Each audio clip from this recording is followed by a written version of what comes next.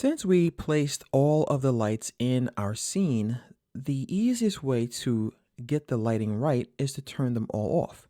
So I'm going to go and grab the first light, hold down Shift on my keyboard, and grab the last light, and I can go to the intensity and turn them all down at the same exact time.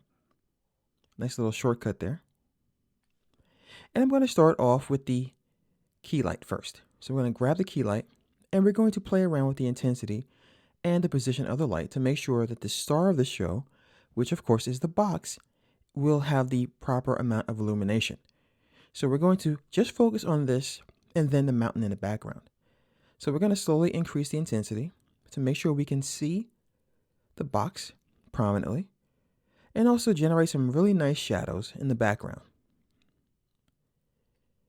All right, so as you see here, I have the intensity of about 70 or 80% for the key light.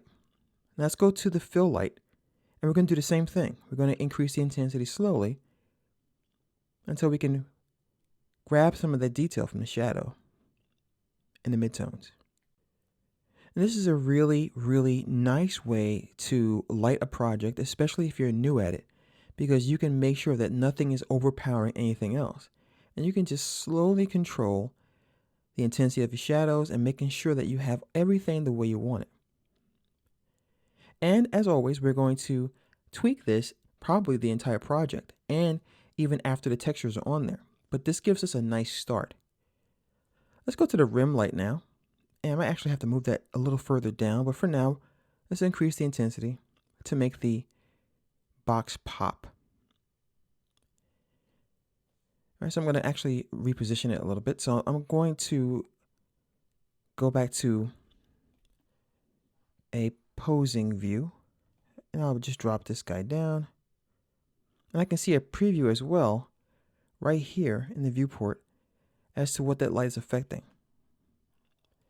So I'm going to make sure he's a little bit further behind, like so. Let's go back to our view, and we can now increase the intensity a little bit more. And it's not really helping me out there. So one of the things we can do with this light, let me go ahead and just show you, is if we need to, we can dictate what this light can affect. So for our surface, for this box, what we can do is apply a material to it so that it will have some specularity. And the rim light can be set to not affect any diffuse, but only to affect the specular. So let me go ahead and demonstrate that to you. Let's create a new material, and I'm going to double click on it. And I'm going to turn on specular, which we already have here. And if we choose the specular, we can see that we do have specular on here. We can change how much, right? So for example, we can go ahead and play with these sliders here to change the hotspot. So let's go ahead just for now and increase the hotspot and the height of it so we can just see what's going to happen when I do this. I'm going to drag this material onto this box. I'll go back to the rim light, and I'm going to turn off diffuse, which means it will not light this stuff up anymore. It will only light up things that have specularity. So if I increase this quite a bit, because this has some specular on there already, you see that these parts illuminate underneath it, but it doesn't blow it out like it used to. So lighting is just a matter of controlling the lights and controlling what those lights can affect. Let me go ahead and just once again put the diffuse back on so you can see the difference. So I'll go ahead and bump this up quite high and just keep your eye back here. I'll put diffuse back on and see how it just blows everything out? So we can tell that light don't affect diffuse, only affect things that are shiny. And that's a great way to control that. So we'll come back to the rim light and we'll continue to tweak that. And I can put it right here at the edge of this box, and you can see we get the nice effect that we're going for. So it separates from the background. Now let's go ahead to the kicker lights. Let me actually rename this one here. I want to have that say right. So this is the left light, and actually this is on the right. So it's a little tricky sometimes when you're, as I always mention, in the right hemisphere of the brain when you're working. And we know this is the left light. So we're going to go to the right light, and we're going to do the same thing. We're going to go ahead and tell it not to affect diffuse. And we'll just turn that up and also change our angle so we can see what it's affecting. And bring it in a little closer.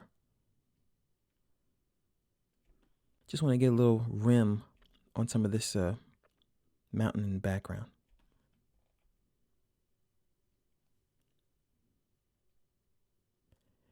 And I'm constantly changing the angle of my view when I'm working so I can make sure the lights are doing what they're supposed to. Now let's go ahead and do the same thing with this one. We'll turn the specular off on that light and we'll bump that up and move it as well. And I can see that it's adding a little bit more definition on the snow areas. I'm going to go ahead to the material now, and we're going to just go to diffusion here, turn that on, and we're going to lower the brightness so it more closely resembles the scene that it's in. Let's go ahead and do a quick test render. So as you can see, we're getting a lot of nice definitions and nice shadows so far in our lights, and the rim light is really helping to push this box away from the background. All right, so let's go ahead and save our work and continue by adding some shadows in the next lesson.